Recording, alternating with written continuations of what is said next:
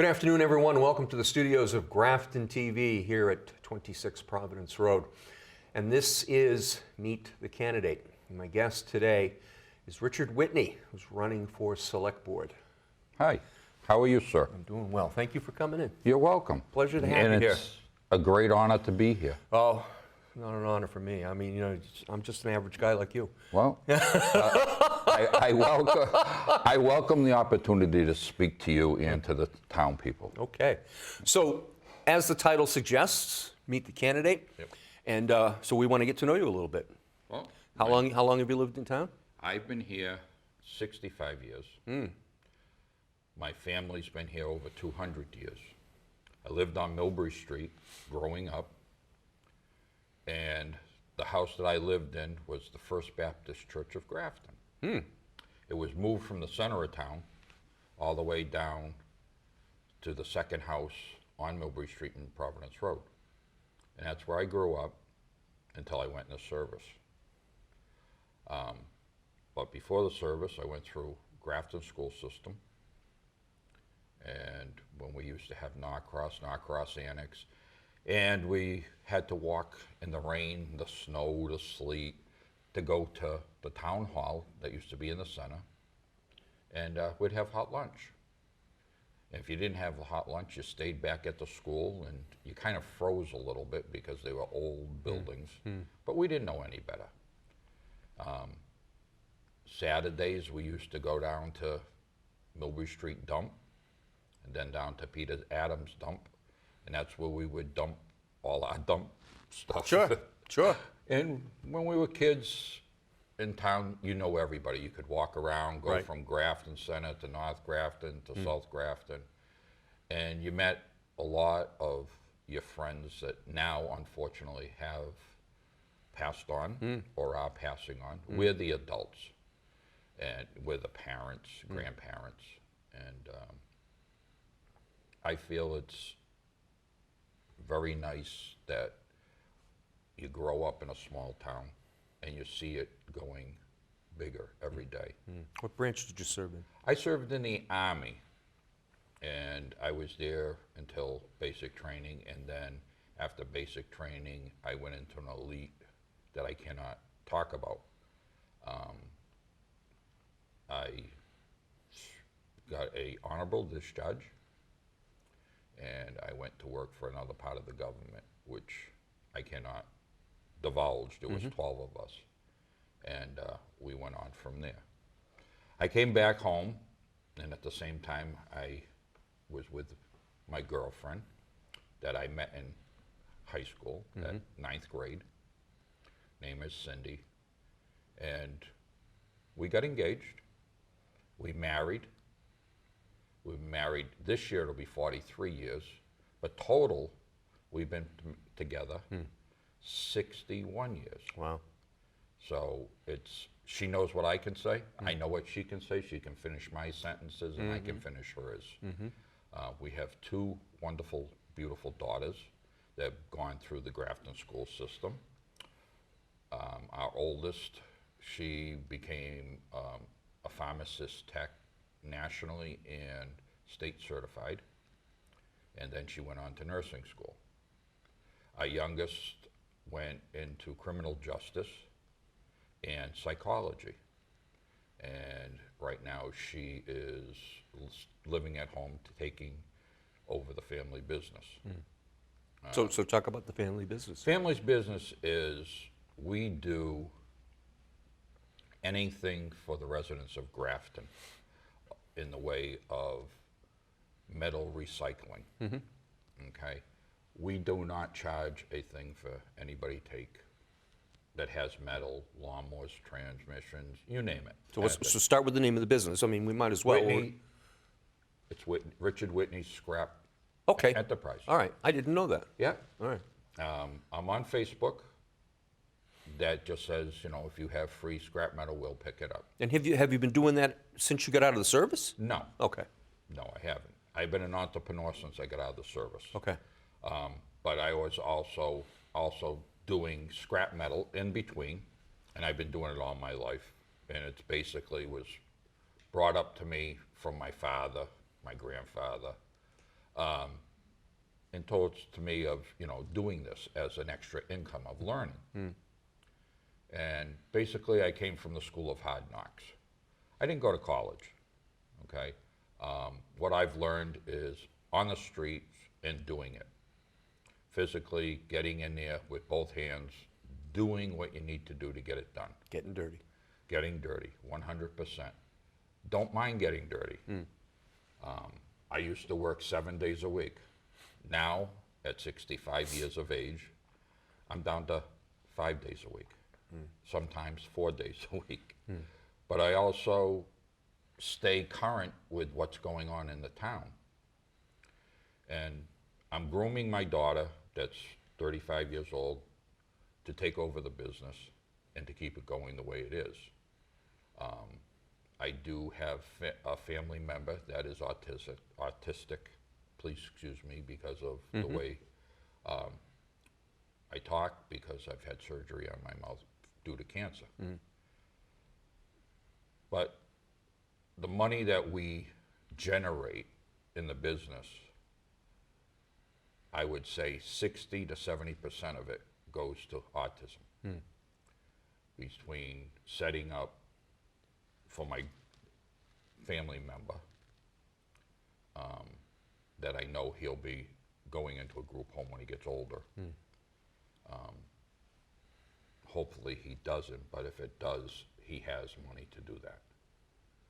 And that's our goal right there on that. Other than that, about the family members and that we all work together. We're old-fashioned school. We have dinner or supper, as some people call it, every night of the week between 5 and 6 p.m. Saturdays and Sundays, we have family day or family night. Yeah. The whole family comes, like everybody used to do, the aunts, the uncles, and everything else. Right. But we have that usually on Sundays. So how often when you have those family events, did someone say to you, Dad, Grandpa, whatever, Yeah, Papa, you should run for office? about Did 4 that years ago. Now, have you served in town committees or boards at all? Yes. Okay, well, which ones are they? Well, I've been on the Conservation Commission Okay. with Dave. How long ago? That was 1993. So you go way back. 93, Okay. 94, 95. I served on one term, no, 2 terms, I believe it was. And I became vice chairman with David Robbins and John Wilson. And after that, in between with that, I helped the food bank with Maureen Clark, Dolores Ward, okay, Nancy Hazen, and Teddy Machasik. I used to bring in, I was called the bread man, Okay. because I would bring in truckloads of sweets and breads for everybody, that would be giving them out when they first started. Right. Then they became incorporated, and then they went on, and I went on to do other things. And what board are you serving on currently? Currently, I am serving on the Community Preservation Commission, Okay. the And now, CPC. most recently you started. That's, okay. yeah. I tried to get it on once, and there was a big stink made about me, about being on it because of, I got my application in wrong, late, which was fine. And I understood that, okay? So the second time when I saw it on the internet, it was up, I put my name right in. And everybody still said I was wrong because they didn't want me on the board because, as maybe you know and the audience knows, that I have a big mouth.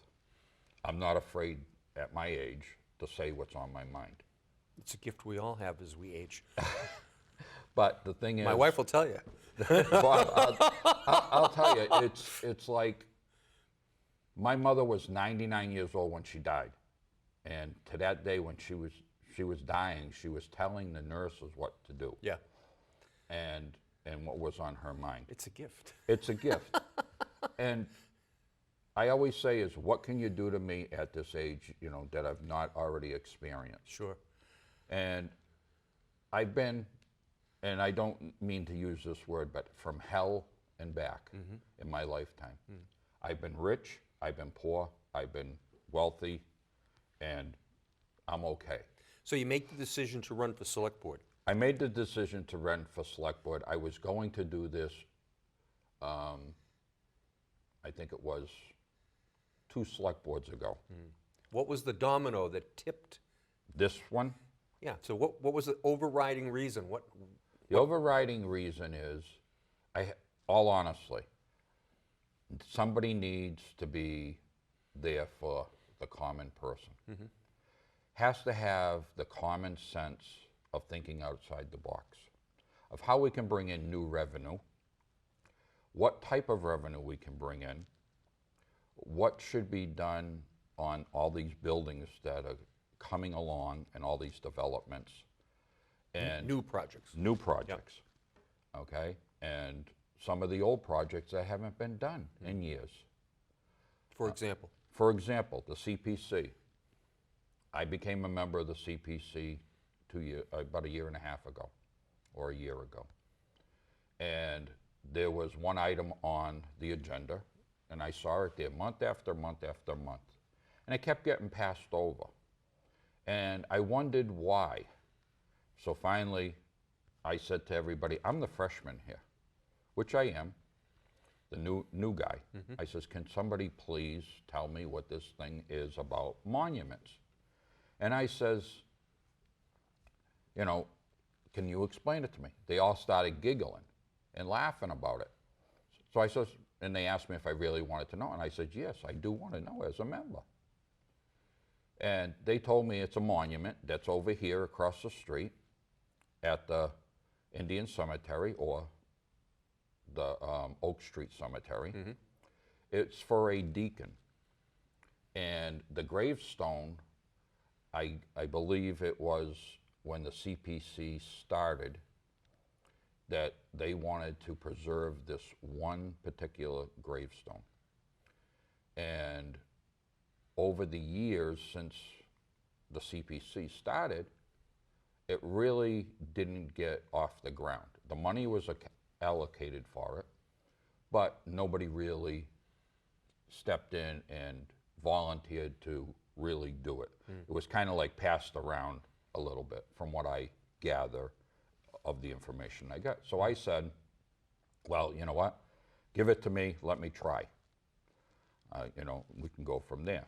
So understanding that this headstone is single-sided, but it has 2 angels on the front of it. And it's supposedly hand-carved for this deacon and his family by Thoreau, or one of these special people that we've had in the back.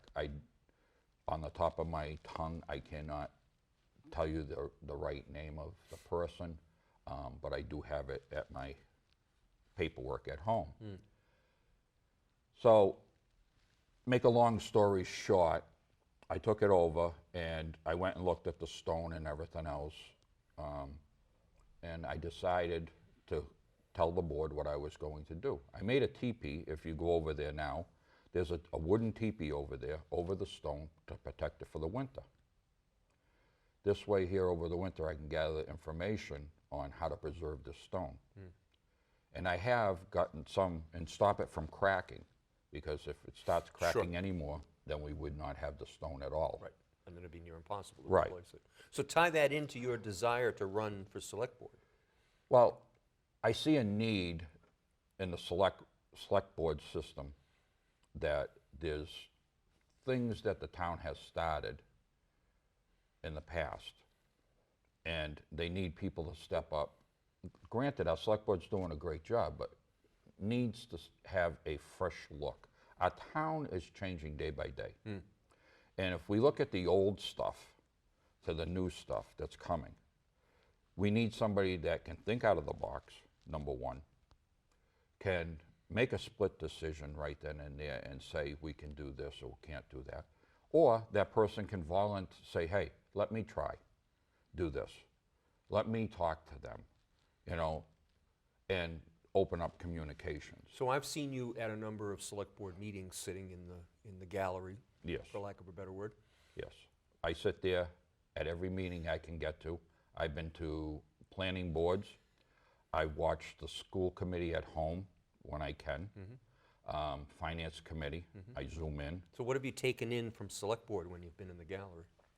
I take in, there's a lot of information that needs to be done. I've taken in that the people up there I have a great respect for them of doing what they're doing. But again, I come back and I look at, well, I could do it this way and say it this way, maybe we could get something else. The town's going through a LIP program with these new developers. The town select board has never done one. I've done some research on it, and what I do is by sitting at these meetings, and you'll see that I take a chair and flip it around to make it like a desk. And I sit there and I write my notes down on the agenda of what article it is, and I'll flip it over or I'll have another pad. And these are the questions I want to ask at home, not particularly to the select board at this time. And I'll turn around and I'll get home, and Wednesday's usually my day off. I don't do anything during the week Wednesday. So I'll sit there and go over all my notes for the select board meetings that I went to, or what I saw on TV for, like last night's school committee, the budget that just came out, and seeing what we need to, my questions to be down the road. And I do my homework and what we can ask for in this LIP program and everything else. We can basically ask for anything to be. And turn around and try to get the builders or the developers, something out of them besides just putting a 40B project in. Yeah. I am 100% wanting affordable homes in this town, but I also want affordable homes that are rentals, because 10 to 15 years from now, my grandchildren and their children Need a place to live. are going to need a place to live. Right. My wife and I were talking the other day. House on our street in Greeny Drive went up for sale. They had a bidding war in the driveway. Yeah.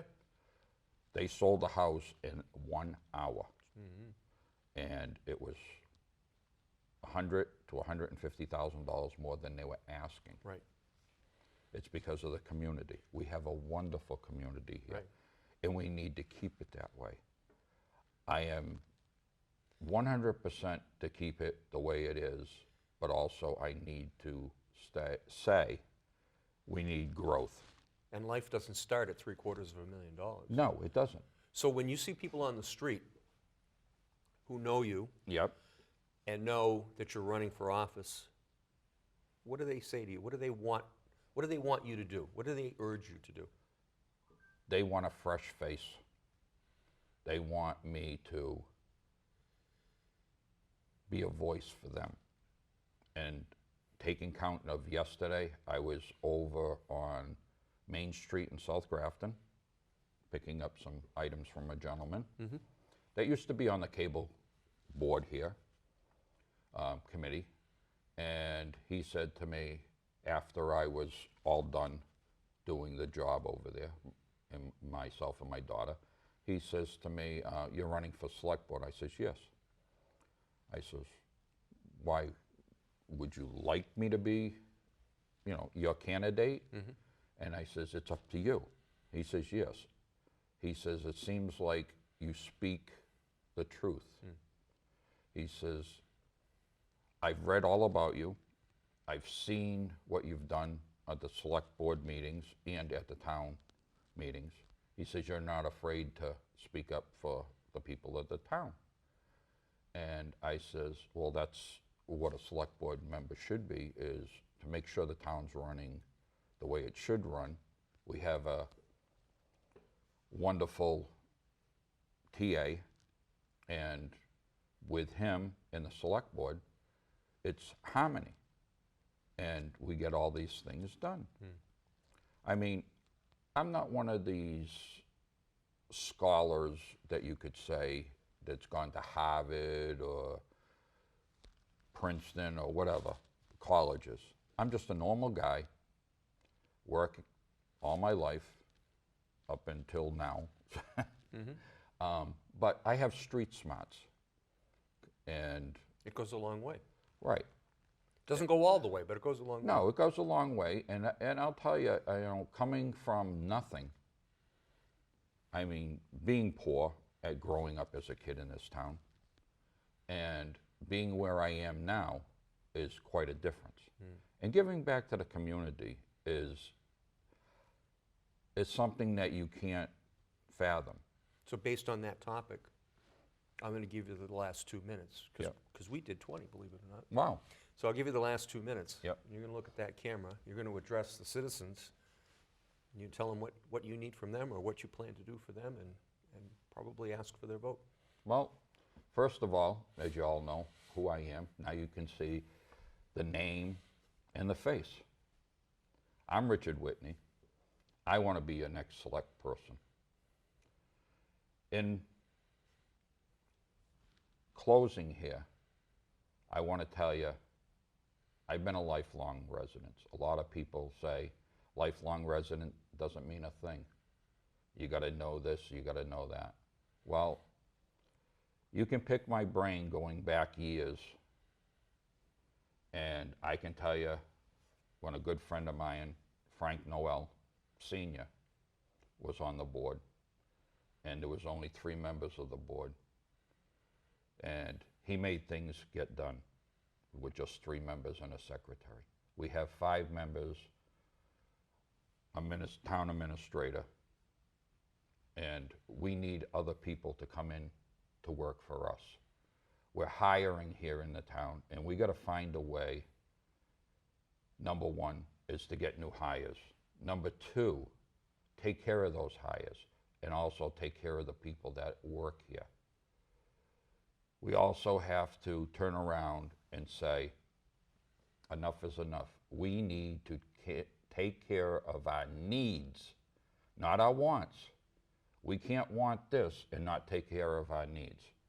So we have to draw a line.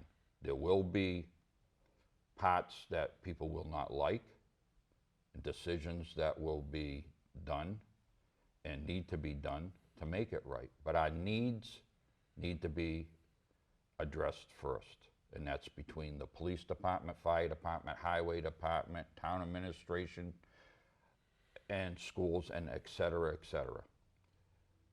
In closing, if you like me, that's fine. If you don't like me, that's okay. But I'm asking you today, if you want the old school, somebody who thinks outside the box and is willing not to get dirty, his hands dirty, and tell you the truth, and sometimes the truth hurts, please vote for me. A vote for me is a vote for you. And then that's it. I'll be there for you 7 days a week, just like I am now, even though I'm not on the select board. So, in hindsight, let me tell you, I appreciate the opportunity to be on the ballot, and all the 100 people that came out the day I asked that I was going to have a signing at the old Burger King. You all drove down, signed my papers, and I turned them in right away. One day. That shows me that you believe in me. And I'm going to be here till the day I die. And when I die, I'm still going to be here because I'll be over in Pine Grove, unfortunately. Richard, But thank you, Bob. Thank you so much for coming in. And thank you, everybody else. And don't forget, May 17th, That's right. vote. Vote with Whitney, or vote with your heart that you want to have up on that hill. Let's change it up a little bit. Okay. So on behalf of all the talented people here at Grafton TV, thank you for watching this program. Get out and vote. I'm Bob DeToma. Thank you for watching.